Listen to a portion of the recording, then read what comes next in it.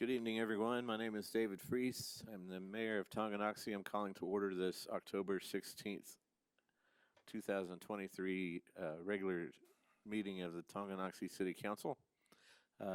Ms. Huntington, will you note that I am present and call the roll, please? Yes, thank you, Mayor. Mr. Partridge? Here. Ms. McCutcheon? Here. Ms. Stevens is absent. Mr. Donnelly? Here. Mr. Dale? I'm here. Would you join us in the Pledge of Allegiance, please? I pledge allegiance to the flag of the United States of America and to the republic for which it stands, one nation, under God, indivisible, with liberty and justice for all. Thank you. Second of order of business tonight is the approval of minutes, where we review the minutes from the previous meeting. Council, do you have any questions or conversation about the minutes? I move to approve as presented. Thank you, Mr. Partridge. Is there a second? I'll second. Thank you, Ms. McCutcheon. All in favor, say aye. Aye. All opposed? Motion passes. Item 3 on our agenda is the consent agenda, in which we review the bill payments from the previous period. Council, do you have any questions or concerns or conversation about the bill payments? Seeing none, I would accept a motion. I'll make a motion to approve. Thank you, Ms. McCutcheon. Is there a second? Second. Mr. Second. Dale? Yep. Thank you, Mr. Dale. All in favor, say aye. Aye. All opposed? All right, motion passes. Item 4 on the agenda is old business resolution 10-2301. Consider approval of amendment for 605 East 4th Street purchase agreement. Mr. Brakovich? Yep, thanks, Mayor. I think this item will go quickly. We do have a gentleman, I believe, that came to the meeting tonight. Didn't sign up in advance, but he's indicated he has a topic he'd like to talk about. So if you want to handle this item since it was introduced, I think it'll go quickly, and then we can ask him for his comment or question or whatever he has. So this item is something that the council has previously taken action on. It's to purchase a piece of property here in town. The property is going through probate. The attorney, the family's attorney, made contact with the probate judge, and they need more time to be able to consider that item. We believe it will ultimately be approved, but the general timelines we had associated with the contract for purchase will expire before a judge can consider the sale of the property. So the request is coming from the sellers. We don't have any dispute over extending it, but it does require your consideration. Okay. And that's what this resolution would then do, is grant All right. that extension. Council, do you have any questions?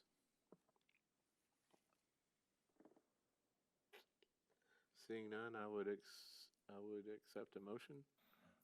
I'll move that the council adopt resolution 10-23-01, a resolution approving and authorizing the first amendment to purchase and sale agreement between the city of Tonganoxie, Kansas, and Matthew Stevens, Laura Lee Stevens, and Lisa Scheller as executors of the estate of Betty Stevens.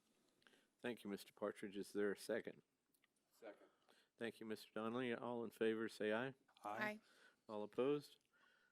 Motion passes. Now, that takes care of old business.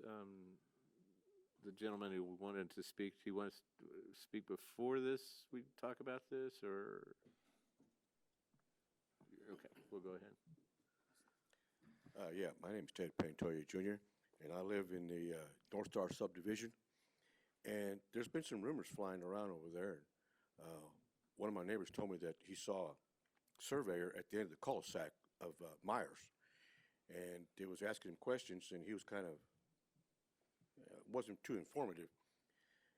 But he did say that there was thoughts about opening up the cul-de-sac because somebody's going to put a big subdivision over on the other side of there to Smiley Road. I just want to know if there's any truth to that. Mr. Brakovich? Sure, yes. There is a project that went through Planning Commission to create about 40 lots. I can't remember off the top of my head. It's called Deer Creek. It's had preliminary plat approval. It's not had final plat approval, but part of the requirement from the city engineer side is connectivity, and it would, even the plat for North Star now, it shows that cul-de-sac and it says temporary cul-de-sac. So the plan was always to make some sort of a connection, but it would connect to that 40-lot new subdivision that would have frontage on Smiley and connection back through into So Myers. what you're saying is it's possible that that cul-de-sac could be opened up? Correct, yes. So even on the North Star plat, when North Star was developed, it shows that that cul-de-sac it's actually listed as a temporary cul-de-sac. I see. I Yeah. didn't know that. Yeah. Well, the reason why I was asked because a lot of the people there in the neighborhood have little kids, and they're always playing in the street. Nobody messes around with it, but Yeah. their concern was that they open up the street, someone's going to get hurt. So that's why I thought, well, I'll come down and find out what's going on. Yeah. I'd be happy to give you a copy of the preliminary plat. All Like I right. said, it did go through planning and zoning. Typically, the final plat, it will come back before the city council because we have to accept, utility easements and right-of-ways that are dedicated to the city. So that step has not happened yet. Okay, when do you think you can do that for me? If you want to give me your email before you leave, great. If you don't have email and you want to swing by City Hall tomorrow, I can give I'll you my just give you address or something. a hard copy. Sure. Yeah, Yeah. I appreciate that. Okay. Thank you. Yeah, no worries. Well, that's all.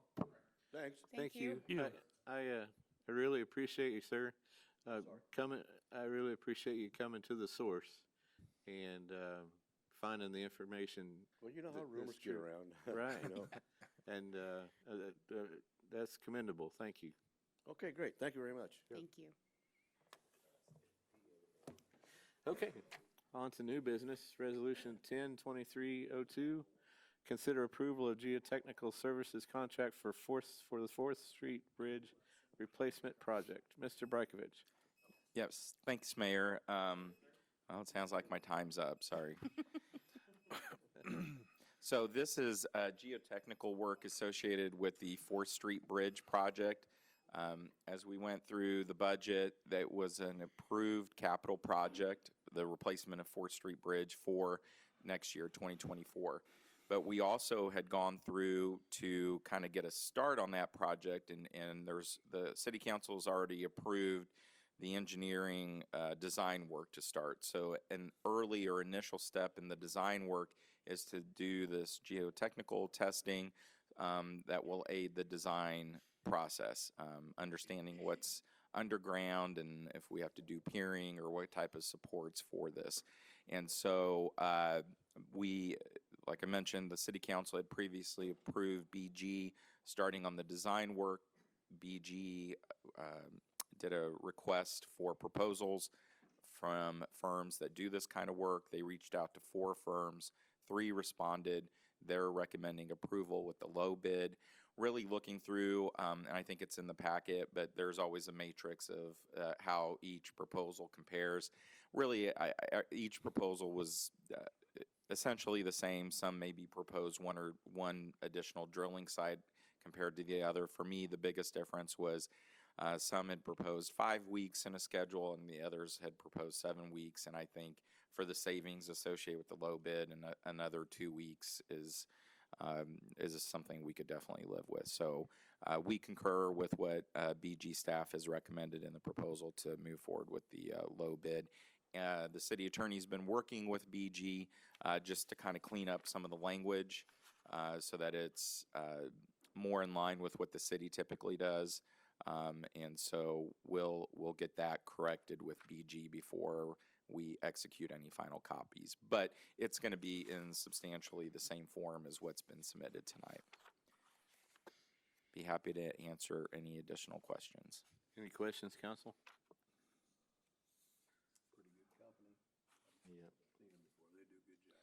I want to underline, circle, put a check mark by the sidewalk part of it, making sure that that's part of the project. Yes, That I swear that I looked at the Church Street one and I thought that there was more to that than what it ended up being. So that's super important to this project, I believe. correct. We'll make sure it stays at that high level. Thank you. Council, do you have any questions? If not, I'd accept a motion. I would make a motion, we approve Resolution 10-2302, approving and authorizing execution of proposal for professional service industries, Inc. for geotechnical services for replacement of 4th Street Bridge over Tonganoxie Creek. Thank you, Mr. Donnelly. Is there a second? I'll second. Thank you, Mr. Partridge. All in favor, say aye. Aye. All opposed? Motion passes. On to item B, Resolution 10-2303, requesting the Board of County Commissioners of Leavenworth County, Kansas, to make a finding that annexation of certain real property not adjoining the boundary of the Tonganoxie, the city of Tonganoxie. Mr. Barkovich. Yes, thanks again, Mayor. If I will try to generally describe where the property is and mention quickly that the entity we're working with is Evergy. They're looking to purchase the property from the current owner. Chris Carey is here tonight. He's working for Energy on this particular transaction. And so the issue is it's in the county. It's on the other side of 222nd Street, just a little to the south and west of the existing business park. And so we've been talking to Evergy for what their proposed use is for this 14-acre site. We feel like we can accommodate it and aren't in opposition to the ultimate end use of the property. However, when this project first started in the county does not have a zoning. It's our understanding of county zoning practices that the county does not have a zoning designation that would allow for like an energy station, substation in that area. And so the request is for the city to consider it. We've shared some of the ongoing with the Evergy group of some of our ongoing discussions with the county about 222nd Street. And now the county's new process of when property gets annexed, you have to annex the entirety of the right-of-way of the road associated or the frontage that that property's on. And so we've been trying to work through that. And I think we've got a pretty good solid agreement or understanding of what the steps are. So step one then is requesting that the city council adopt this resolution indicating our intent or desire or ability to annex this property. That then needs to go to the county, especially where the Board of County Commissioners will consider it and, ultimately say yay or nay if they approve it. And again, here we're expecting the caveat to be something related with right-of-way associated with 222nd Street. I believe the current practice, again, is just grabbing as much right-of-way as exists with the frontage or legal boundary of the property at hand. But you all have been privy to the conversations we've had with a variety of county elected officials and staff about 222nd Street. So I can't say with any authority that that's what the county will request of us. But I can say that this is the required step, and staff supports taking this action tonight so that we can at least have that conversation with the county. Happy to answer any other questions I might be able to.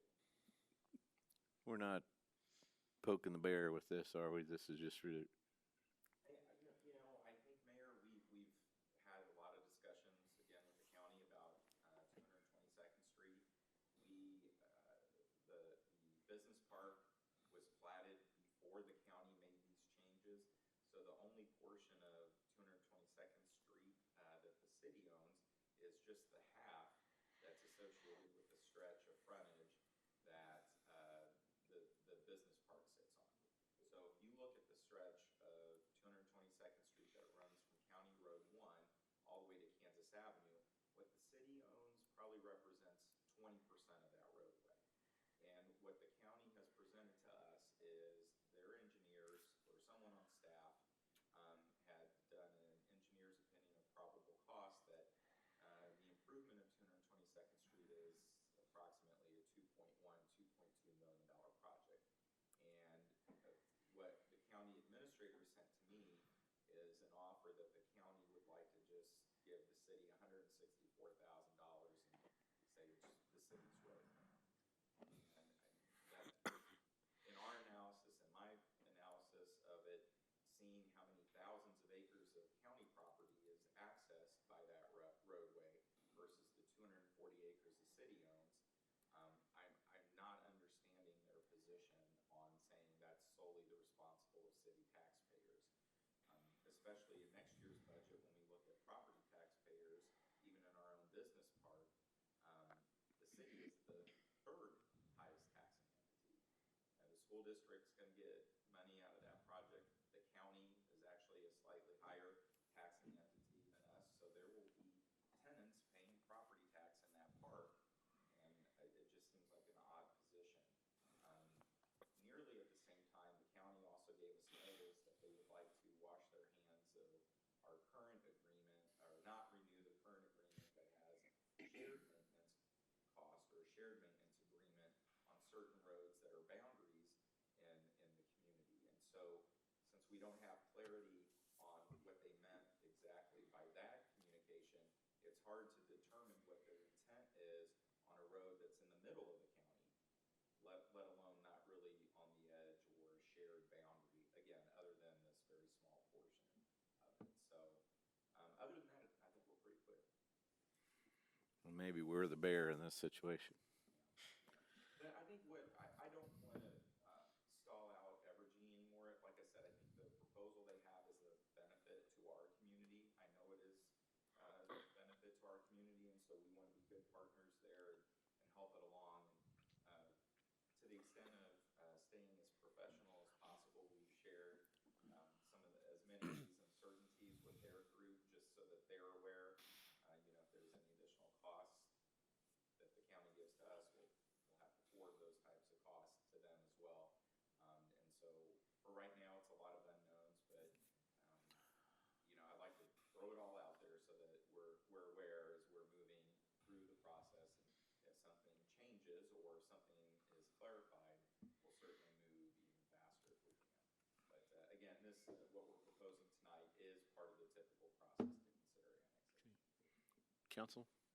I'm sorry if I missed it and all there, but are they aware that this request is going to be coming their way or no? I can't say with a high degree of certainty. I believe But we haven't told them, hey, we're gonna be voting on this and sending this requanking this request to you guys. not officially. Okay. Unofficially? Okay. Unofficially to certain individuals. All right. Evergy may have already broached this subject with them Okay. because of the finding that there's no way they can do it in the county, and that's why they need to access this process. Well, all we can do is ask, right? Yeah. And so I guess the other caveat for you to consider, I've also had a conversation with the actual property owner, because this 14 acres is a parcel that exists, but it's part of a larger 80-acre tract that is directly across the street from the business park. And I've tried to encourage that property owner that he's not interested in being a developer. He's just trying to sell the property. But ultimately, any development that goes in there is likely going to need sanitary sewer, which means they'll have to come to the city. And so it would just be easier if we know that the county's going to have certain rules associated with 222nd Street, it would just be smarter and easier to do all of this in one shot for all of those properties, as opposed to just piecemealing as we go. But again, I don't want to make the applicant the victim of that necessarily, but I don't think it's in our best interest to do that 4 or 5 additional times after this either.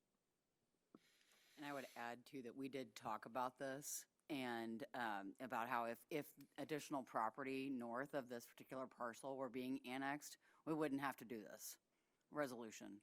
Because typically we would, it's a consent annexation, so we would have been able to proceed to the ordinance.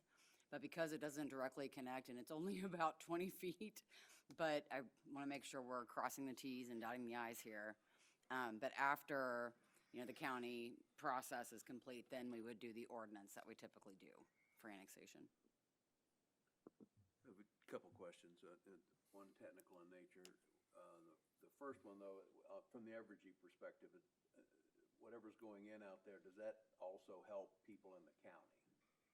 And that's just for my understanding, so I assume it's gonna be some type of substation or, Sure, that's correct. My name's Chris Carey. I'm with PPB Enviro Solutions. I'm a contractor for Evergy. You're correct. This is going to be a new substation that's going to be serving Tonganoxie and the surrounding area. and county residents and, Correct. okay. I mean, that's important, I think, George. That's one of the whole things is this whole area serves county people as well as, even though I said this last meeting, and I still believe I live in Leavenworth County, even though I live in Tonganoxie. So that was, I just want to make sure. I figured it did, so. Right. The second, just really a technical, because I know Ben and others, but on one page it shows the owner is Robbins Acquisition and the signatory is Jessica Keck. And then on another page it says the signatory is Ben. So I'm not, I don't, that's just technical for the attorney. I don't know, it just kind of seemed odd to have two different owners signing the document. I can speak to that in part. Evergy, when they attempt to purchase property, often they will acquire an option to purchase the property. And as part of that option, the landowner gives Evergy the ability to apply for any permits or rezoning or annexation or anything along those lines that Okay. Evergy would need to do in order to make the property work for its intended purpose. Okay, I just want to make sure that it was a little odd, two different signatories, and I know Ben. Absolutely. So that's different, so it makes sense. Okay. Any other questions? Thank you. Seeing no other questions, I'd accept the motion. I'll move to adopt resolution number 10-23-03, requesting the Board of County Commissioners of Leavenworth County, Kansas to make a finding that annexation of certain real property not adjoining the boundary of the city of Tonganoxie, Kansas, will not hinder or prevent the proper growth and development of the area or any other incorporated city located within Leavenworth County, Kansas pursuant to KSA 12-520C.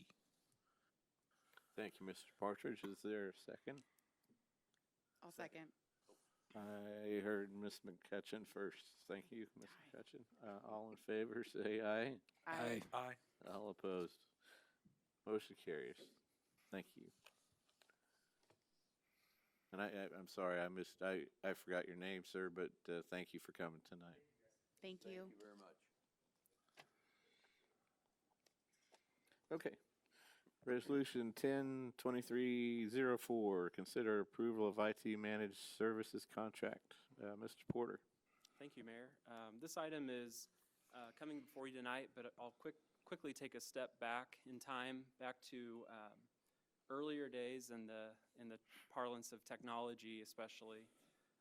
Prior to 2015, the city did not have an integrated, comprehensive IT services provider in place. The city departments worked with various vendors, their suppliers, and integrated that as best as possible into a network functionality. Starting in 2015 and again in 2016, the city of Tonganoxie did contract with Linklight Networking Incorporated, which you might be familiar with. This was a company founded by a person who grew up in Tonganoxie, Jeff Bunnell, who you may also know surprisingly passed away a couple years ago now due to an illness. He had sort of a one-man shop that he grew into a company with, we believe, 3 or 4 different employees, and he served a lot of customers just like the city of Tonganoxie, several other local public sector organizations, as well as clients in the private sector. What we did with Linklight Networking in the mid-2010s was enter into a price agreement that set an hourly rate for services rendered, set up a call for assistance, sort of a technology help desk service with Jeff, and he also integrated all the various technologies used by the different city departments, maintained our network, and just generally provided, I think, what you'd call comprehensive IT support. With the transition upon Jeff's unexpected passing in August of 2021, the city was temporarily handed to a successor organization that many of Jeff's clients, like the city of Tonganoxie, went to, and that's an organization called Integrity IT Solutions. They're a little bit larger of a group. They're based out of an office setting in the Crown Center. I think Union Station is where their actual physical offices are located. But they came out in early 2022 and did an assessment of the city's inventory of systems and network processes, and they've kept things going, I think we would say, seamlessly in the interim period. We have not had a flat rate agreement in place with them. They've been on an as-needed basis, so that ranges from a call for a computer not working properly to the need to procure a new piece of software or hardware technology to add to the city's current inventories. When we looked at options moving forward, Integrity was patient with the city and not forcing our hand to make a decision quickly to either stay with them or adopt a different path. What we have presented to you tonight in the packet is a proposal that they've developed that would set, for our budgetary foresight abilities, a flat monthly rate for a pretty comprehensive suite of services. Those would include end-user support, sort of that call for help, server administration, network administration, cybersecurity protection measures and training, cloud services for data storage in some cases, and very importantly, maintenance of annual licensing, which is an environment that, if you're not familiar with it in your day-to-day life, has really evolved, especially over the last couple years, in terms of what is required to be maintained and renewed periodically. We feel that their ability is also strong in the areas of special projects. Should we need a project that falls outside the scope of this flat monthly rate, they're very qualified and have a track record of performance that staff feel would lend them to be a good comprehensive platform and group for us to rely upon. The 2024 budget does anticipate the need for these expenses and the flat monthly rate included in the attachment. You'll note, if you look back to that the flat monthly rate is $6,268 a month, just coming to a total of just over $75,000 a year. For that investment, the city gets a team of 24/7 support. Holidays, they have someone staffed. Nights, they have one or more people available. We also have someone who has familiarity with our systems and doesn't come to us in a position of having to relearn all of that. I think anecdotally, one thing too that we're excited to bring forward with this flat fee arrangement is repetitive calls for service had been sort of queued up by our departments. So if they had a computer or a system that was not working perfectly, they would wait till they had 2 or 3 such issues to address before calling to get the best bang for our buck. We definitely fought some small technical issues that can be irritating to our staff and difficult for us to provide the services we need to. With a flat monthly fee, we wouldn't have those same constraints, and we'd be able to call as needed on the spot and get quicker service to help our users, which I think anecdotally, again, would be very well received by our employees in the city. And that ranges all the departments, from the water park in the summer to the police, fire, and city hall staff as well. George, did I miss anything that you wanted to cover? No, I just really don't want to underscore the value that Integrity's given us in terms of the service. I'm not a IT expert by any means, not even close. But my understanding of it is, you go work with a company or an individual, and they kind of design it based on their design standards and their understanding. And so to ask someone midstream to come in and just kind of pick up where the other person left off and have no ability to go communicate with that person, they did that seamlessly for us. And I don't believe that we ever had any sort of excessive billing issue with them. Secondarily, in today's environment, and I'm sure you've heard of other municipalities that have been subject to either malware or ransomware type things, we've really beefed up the security with these folks in terms of putting as many barricades or obstacles, safeguards in place as we can to protect our our data, and I think they've done that extremely well.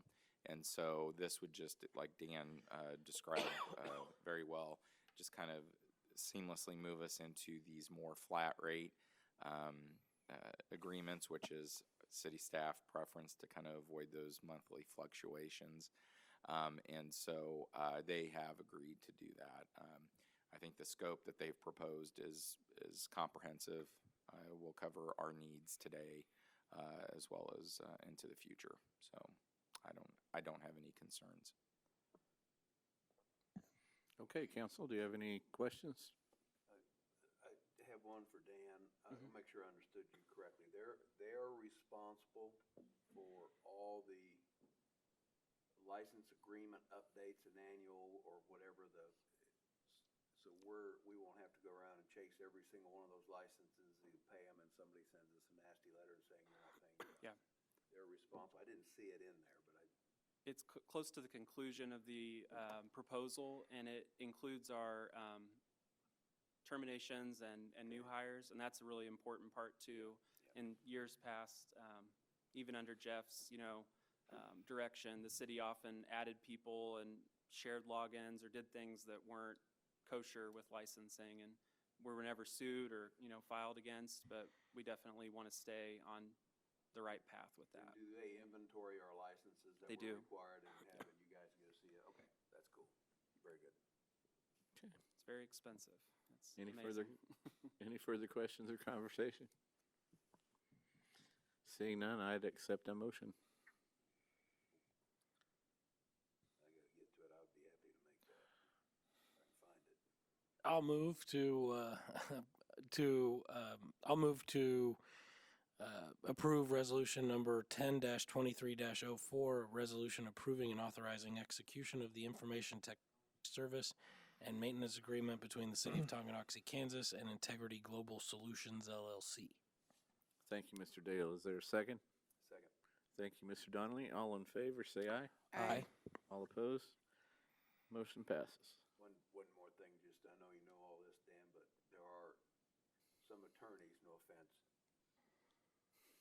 just like to chase down these things and send nasty letters. Do they handle that letter or legal if we get some nasty letter? And having gone through this more than once, where somebody out there chases down and says you don't pay your license agreement.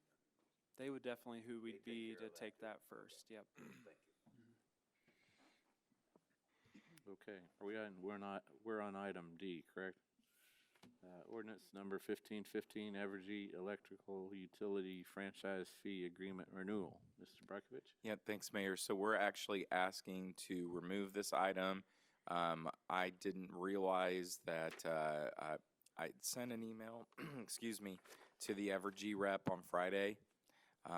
Whatever reason, it stayed in my draft file, and so I had to send it to him today. And so I apologize. I don't feel like I gave them enough time to review it. It's a very short document. It's a few page ordinance on our end.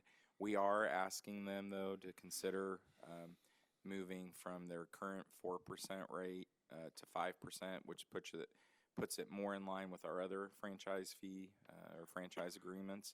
And so they've not indicated that that's a huge deal for them. So we're hopeful that, in fact, I just got an email from them during this meeting that they're confident this will be ready to go by our next city council meeting on their end. So My mistake for looking at an old agenda. I apologize. that's okay. It was a late scratch, Mayor. So Item E, consider approval, well, this would be, yes, still item E. Consider approval of requests for proposals for downtown study planning services as prepared by the RFP Planning Commission Committee. Mr. Porter? Yes, thank you, Mayor. And this one is a mouthful, so I apologize in advance if I stumble through it a little bit. This item should be familiar to you because it's been a council-funded priority for this current fiscal year and for the upcoming fiscal year for the city to reinvest in the planning efforts for the downtown historic business corridor.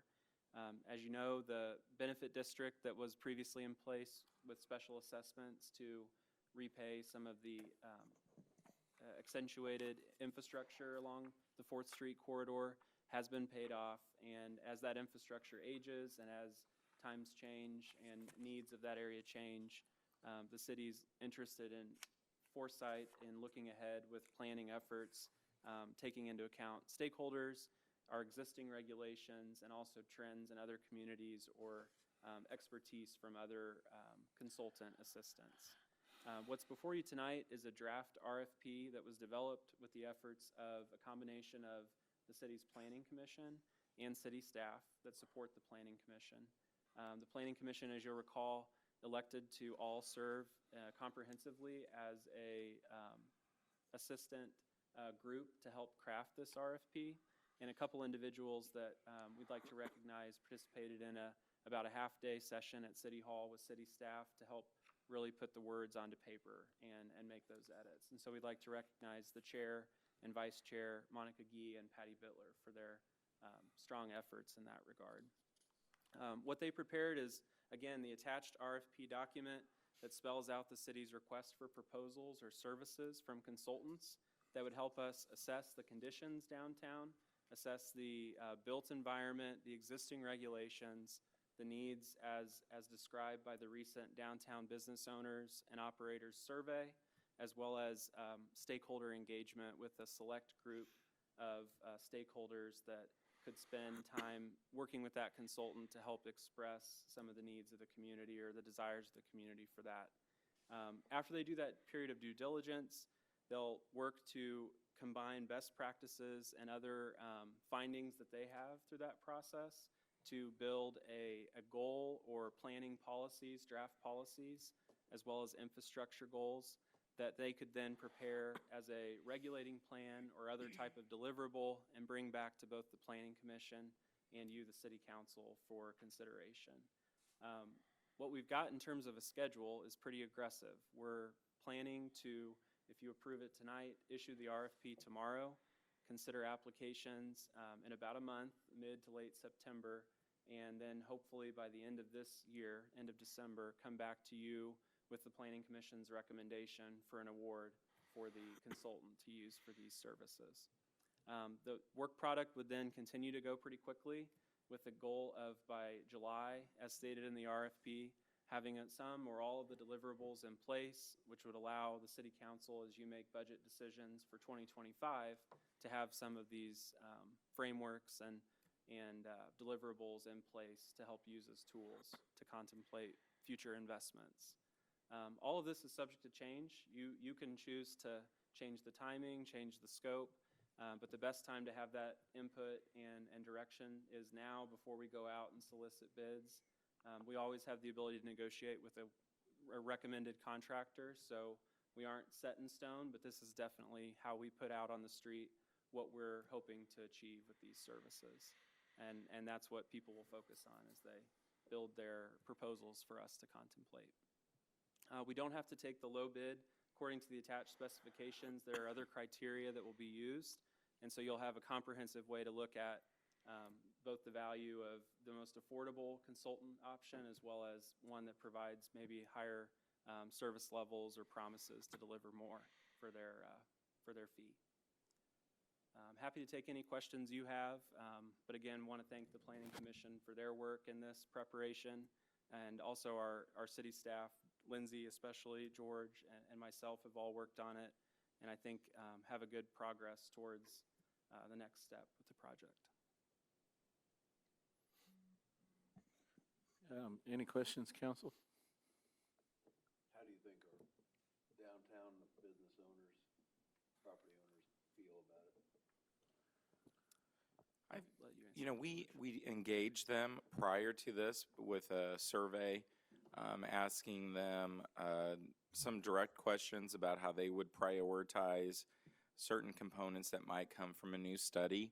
And while there was a variety of answers, it was clear that there was kind of a top 3 of kind of the 7 or 8 categories we gave that everyone seemed to kind of prioritize within their top 3.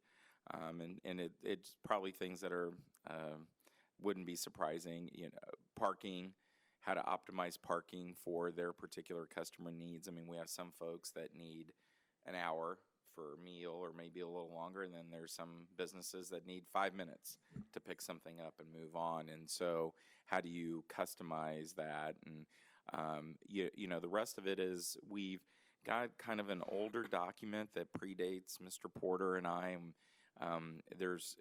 It's so old there's no date in the actual document that kind of serves as an overriding design guideline.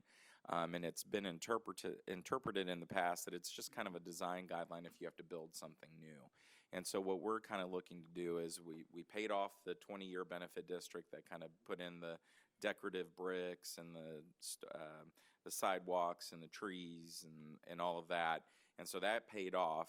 And we've certainly heard a lot, or at least I have since I've been here, of the good and the bad that came with that. And so now that that's paid off, and again, that was more of a brick and mortar project that everyone paid for. This is that step back of, well, let's take a look. Let's get some ideas that can serve as general guidelines for how we want to develop that and grow. But long-winded answer to say, I hope that the local businesses that are there in operation now continue to have a strong interest and participation in this, because ultimately they're the drivers. They've made that investment already, and we just want to help them be more successful. And I think that's a good end goal for this this plan. Wonderful, thank you. Any other conversation?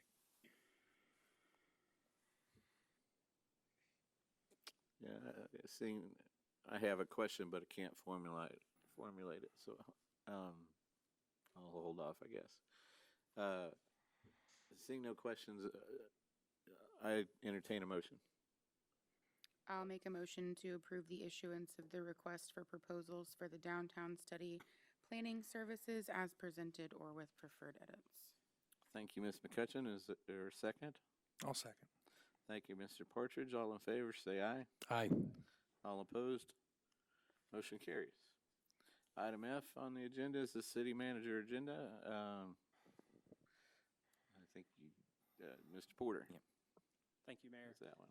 The financial report's included in your agenda packet, and we can also pull it up on the screen this evening if you'd like. We're 3/4 of the way through the end of September through our fiscal year. We've collected a little less than 80% of revenue estimates across all funds and spent just under 76% of our expenditure budget across all funds in aggregate. We have completed all of our debt service payments. The latest debt service obligation of the city is due September 1 each year, so we are completed with those payments and obligations, and busy preparing for next year's schedule. We have also received the 5th payment from the EDA grant for the water tower project. We'll have a little bit more detail on the water tower project later in this report, but again, that's for about 45% reimbursement of our construction costs, and our total grant receipts to date are just over $1,166,000. So we're excited to have the good support of our grant administrative consultant assistants to help us promptly request those funds and receive them from the federal government before the end of their fiscal year, just actually a few days ago, a couple weeks ago at the end of September. We don't anticipate having another reimbursement request probably for another month or so, as these last couple pay apps to Caldwell have been smaller in nature, especially with the application of some liquidated damages recently. In terms of ARPA funding, we still do maintain just over $692,000 in funding after spending about $73,000 this fiscal year on design work for the wastewater treatment plant. We do expect that to accelerate, though, and spending to increase as those design efforts eventually culminate in bids for you all to consider after those are advertised and responses are collected. We listed also on this executive summary our mid-year budget adjustments at the bottom of the page. As we've talked about before, the Capital Projects Fund will see a budget adjustment to reflect before the end of the year, to reflect the addition of the design work for the 4th Street Bridge Replacement Project, as well as the geotech services that were approved earlier tonight. So we'll have public notice as required, and probably be bringing that back to you in late November for your consideration to approve. We also, in foresight, see possible budget amendments to the fire and police equipment funds because of recent successful grant applications for radio replacement. And so the city does have a match and also has to front the cost up front to be reimbursed for those. And so we're excited to have those progressing at the end of the year, and we'll reflect that in the budget amendments that we prepare for your consideration. Moving to page 2 of the report and page 3, demonstrating the major fund revenues and major fund expenditures on page 2. The utility and non-utility capital funds, revenues and expenditures in page 3. And sales and use tax revenue progress on page 4 of the financial report. As I mentioned last month, we were surprised last month to not receive a monthly sales and use tax remittance from the state. When I went back and checked it again, I was even more surprised to see that when they sent us the remittance advice, they claimed it was coming the last day of August, and it showed up the first day of September. So that's the first time I think we've ever seen that big of a miscommunication out of the state Department of Revenue. And so that's something we'll continue to monitor towards year end, because month to month it all evens out because we'll collect it eventually, but at the end of the fiscal year it's really critical that cities receive those remittances from the state on a timely fashion to make a even year's worth of receipts and not throw budgets off and actuals in terms of comparing year to year. It could get really complex really quickly and cause a problem. So we hope the state kind of picks it up here closer to the end of this year. Through this point in the year, though, we are still trending in a very positive direction in both sales and use tax, both at the city level and as the city's share of the county. And you can see that reflected in those graphs showing a difference from year to date of the prior year and the year before to year to date this year.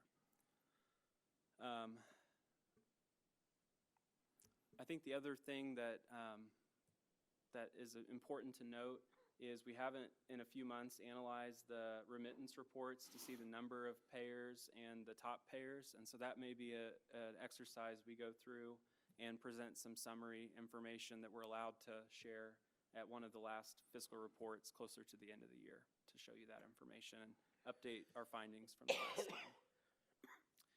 The next page on the report illustrates our largest construction project underway right now, and it's concluding soon, we hope, the Business Park Water Tower.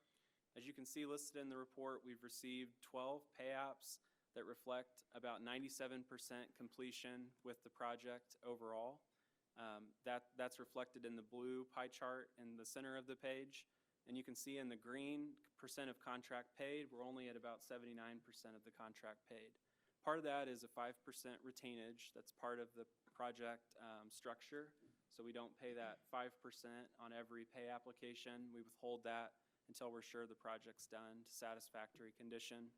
On top of that, though, the city's assessed $136,000 of liquidated damages out of the contract, and that reflects the number of days with $1,000 a day fee application or damages application from the due date for substantial completion until September 15th, when BG Consultants deemed that the tower was operational and in service and thus substantially complete.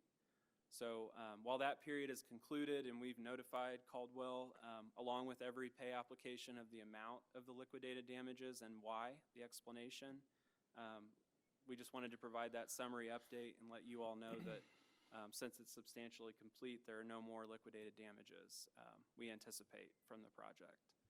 We also haven't received any other communication from their legal team or anyone on the project disputing anything being done or having been done. Our 12th pay application has not yet been paid. We are due to process it for payment later this month. And then as we get closer to the end of the project, final completion and the determination point of when to pay the retainage will be a decision that will need to be made and an evaluation that will need to be done with BG. But again, as you see when you drive by or As you've seen in recent updates, the tower is in service. It does have a few small punch list items, potentially some water evident in things that need to be tightened or maybe repaired. And then other than that, we have good reports of its functionality, and we'll be working, I think, this week and next to get the telemetry fully on board and operational. So lots of progress there and really close to the finish line with that project overall. Any questions before we move on past that? Just one comment, Dan. If you were GAP, you would be able to save yourself a lot of sleep. You could just accrue the revenue. But Yeah. Je ne sais pas. I think I I'd tried take it that. a long time ago, Matt, and it didn't go. Okay. either. Well, I think just I thought want I'd that mention trade, that, man. though. Think about what. Okay. Coming from an auditor, look at that. The next couple pages of the report demonstrate a couple images from the water tower taken with a drone. 2023 budget initiatives, which almost comprehensively have been checked or are well underway. And then again, our 2024 budget timeline. We're working right now on development of our budget book, transparency publication. And as soon as that's ready in draft form, we'll bring it back to the City Council for you to see prior to publishing at the printer and posting online. Our expenditure budget summary by fund and by category is listed closer to the conclusion of the report. I think it's page 9, 10, and 11. And then the second to last page of the report demonstrates our fund summary, and the very last page is our quarterly treasurer's report, which illustrates our financial standing as of the end of September and our debt obligation principal outstanding at the bottom of that page. So good information and things that will be posted as required on the city's website as well as in the Tonganoxie Mirror. So if you have questions about that or receive questions about that, don't hesitate to let us know at City Hall, and we'd be glad to talk people through it. I'm happy to take any questions you have, but again, a good monthly report, and as we get closer to the end of the year, we'll continue to look really closely at our budget position by fund, but things are in good position right now. Thank you, Mr. Porter. Thank you. I'm sorry. Mr. Donnelly, if you had something to say. Oh, just good job. Is there a way that we can use some of this crosswalk improvement? Sorry, I misread this as sidewalks. Never mind. I just was wondering if we could start working on some of that stuff now, but it was the wrong thing. We've approached BG Consultants in their design work to let them know about the emphasis on the sidewalk and maybe even opportunities to enhance that beyond a standard appearing sidewalk. And they've taken that feedback, but I think we need to focus more discussions on what some options would be and present that to you when we have the design. Thank you. All right, that moves us on to anything more, George? Nothing more. City Attorney agenda, Ms. Kristovich? No items, Mayor. Thank you. Mayor Pro Tem agenda is absent tonight. City Council agenda, anybody have anything to say about our ribbon cutting this morning at the Hills plant? It was great. It was really exciting to see that many people and employees. It is a state-of-the-art facility, and it's an impressive facility. The scope and the size, and it's the first time I've ever been there. It was really impressive, and yeah. My favorite part was the dog falling over. She doesn't, but that happened, yes. Poor buddy. I did have something I wanted to say for the record, because I had the honor of attending the Tonganoxie Historical Society event last month, and for their 100th anniversary of Victory Road Highway. And it was just a fantastic event, and Chris does such a great job there, and she showed me what they're going to be using the money we give them. They're going to be fixing up their bathrooms and everything there, and just the turnout was great. The food was amazing. They had so many people. They had to have them in the church as well as the main building, and then my daughter was there for a field trip just earlier this month. So they're just doing a great job, and just wanted to give them some kudos on the record. We also had the DSM cutting since we last met, ribbon cutting since we last met. Yeah, the groundbreaking for the DSM project. Yeah. They had their representatives, North American representatives, and key staff. Their plant manager has purchased a property here, just a few miles away from the site. So he was excited to officially be a Leavenworth County-an. And the award we won for the Hills one, could you talk about that a little bit? Sure. There's an organization called KC Crew. It's a regional organization in Kansas City. Lisa Hack, the executive director for the LCDC, submitted the Hills project for an impact award, and it won. It was awarded that by the KC Crew group or Crew KC, and I believe there were state officials there that helped receive the award. Mayor Pro Tem Stevens, Laura Lee went and represented us. And I think there were a lot of kudos to go around, and I think people didn't really realize the impact that project makes, and a lot of things we heard about today. I mean, the financial investment's always kind of the big number that catches everybody's attention, but the ability to do community projects, and they referenced the dog park, but just the way that facility's run, it's built to LEED Gold standard. So from an environmental standpoint, low energy consumption, that they are basically a zero refuse plant, meaning they basically don't push anything towards a landfill. It's all reused, recycled material. So I think those are all things that make a good community partner. So we're happy to have them. Thank you. I have nothing more, so Mr. Dale, I move that we adjourn. do we have a second? Second. Thank you, Mr. Cushion. Thank you, Mr. Dale. All in favor, say aye. Aye. Aye. All opposed? See you in a couple weeks.